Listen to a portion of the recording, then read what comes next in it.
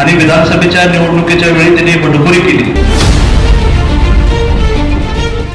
आणि जॅकेट घातल्यामुळं असा आमदार कुणालाही होता येत नाही आणि जॅकेट घातल्यामुळं असा आमदार कुणालाही होता येत नाही. पण त्यांचा जर डीएनए नागपूरचा असेल तर मग विक्रम पाटलांचा डीएनए कुठला आहे त्यांनी सांगावं, कारण ते त्यांचे सगळे चुलत भाऊ आहे. काहीतरी थपा मारायच्या आणि वरिष्ठ नेत्यांना काहीतरी सांगायचं, परंतु त्यांनी न ऐकता रावी शेट्टीचं काम त्यांनी सगळ्या बूथवर करण्याचा प्रयत्न केला. रावी शेट्टीचं काम त्यांनी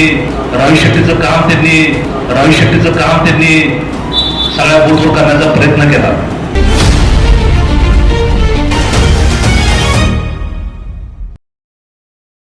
असणारे सदाभाऊ खोत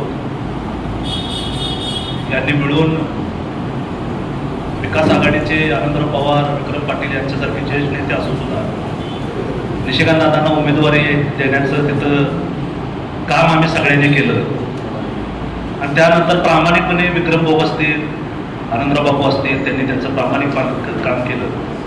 परंतु नगराध्यक्ष झाल्या 8 दिवसातच त्यांनी त्यांची वेगळी चूल मांडली आणि सर्व नगरसेवकांना धमकी देत असेल, तुम्ही माझ्याकडे आला पाहिजे, माझ्याकडे प्रवेश केला पाहिजे.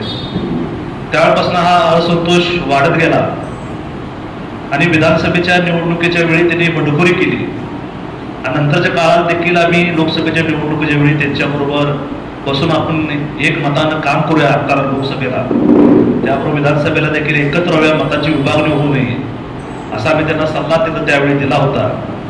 परंतु त्यांनी न ऐकता रावी शेट्टीचं काम त्यांनी सगळ्या बूथवर करण्याचा प्रयत्न केला आणि देवेंद्र फडणवीसांच्या सभेत ते म्हणाले की माझा नागपूरचा डीएनए, पण त्यांचा जर डीएनए नागपूरचा असेल तर मग विक्रम पाटलांचा डीएनए कुठला आहे त्यांनी सांगावं, कारण ते त्यांचे सगळे चुलत भाऊ आहे.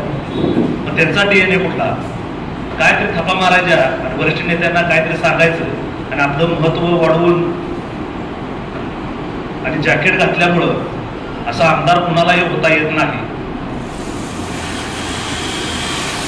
आणि याच्यावर कारवाई व्हावी यासाठी भाजपाचे आमचे ज्येष्ठ नेते विक्रम पाटील, शिवसेनेचे जिल्हा प्रमुख आनंदराव पवार हे दोघेही त्याबद्दलचा अहवाल आमचे पार्थ शेटे लोकसभा विस्तारक आमचे इथले आहेत, त्याचा अहवाल तयार करून ते आदरणीय मकरंद देशपांडे असतील, बावनकुळे असतील, फडणवीस साहेब असतील, त्या सगळ्यांच्याकडं अहवाल सोपवण्याचं काम आम्ही करणार आहे. त्यांची या पदावरनं हकालपट्टी करावी अशी मागणी आम्ही सर्वजण करतो आहे. कारण आम्ही सुद्धा भाजपचा एक घटक पक्ष आहे, भाजपचा आम्ही आहे. मी स्वतः राहुलवाडी प्रदेशचा पदाधिकारी आहे, विक्रम भाऊ प्रदेशचे पदाधिकारी आहे. त्यामुळे आम्ही भाजपचा असल्यामुळे आणि इकडे शिवसेनेचा असल्यामुळे आणि आमचे सर्व सहकारी राष्ट्रवादी काँग्रेसमधून आहेत, मनसेचे आमचे पदाधिकारी इथं आहेत.